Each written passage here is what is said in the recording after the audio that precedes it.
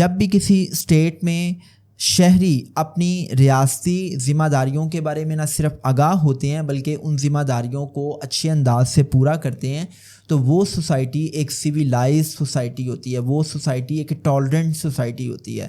آپ نے سوشیالوجی میں ایک ٹرم پڑھی ہوگی سوشل کانٹریکٹ، اس کو ہم اردو میں عمرانی معاہدہ کہتے ہیں۔ اب سوشل کانٹریکٹ بھی یہی کہتا ہے کہ دنیا کی ہر اسٹیٹ اپنے شہری کے ساتھ ایک کانٹریکٹ کرتی ہے اور ریاست کی طرف سے یہ اعلان کیا جاتا ہے کہ بھئی میں تمہارے جان مال اور عزت کی حفاظت کروں گی، اور بدلے میں تم کیا کرو گے کہ تم ریاست کی جانب سے جو لاس ہیں، جو قوانین ہیں، اس کی پاسداری کرو گے۔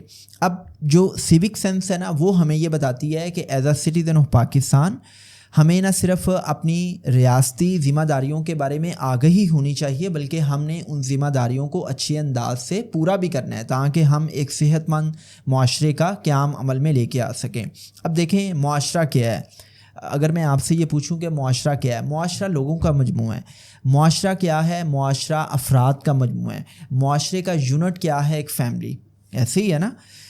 معاشرہ جو ہے وہ افراد کا مجموعہ ہے۔ اگر افراد کے اندر، لوگوں کے اندر، عام عوام کے اندر اپنی ریاستی ذمہ داریوں کے بارے میں آگہی ہوگی، وہ ان ذمہ داریوں کو پورا کریں گے، تو وہ جو اوورآل بحیثیت مجموعی ایک کلیکٹیو سوسائٹی وجود میں آئے گی نا، وہ سوسائٹی بڑی صحت مند، شاندار اور ٹالرنٹ سوسائٹی ہوگی اور آپ کو اس سوسائٹی میں رہنے کا مزہ آئے گا۔ سیوک سینس ہمیں یہ بتاتی ہے کہ as a citizen of Pakistan ہماری کچھ رسپانسبلٹیز ہیں، ہمیں ان رسپانسبلٹیز کے بارے میں نہ صرف آگہی ہونی چاہیے، اویئرنیس ہونی چاہیے، بلکہ ہم نے ان رسپانسبلٹیز کو پورا بھی کرنا ہے۔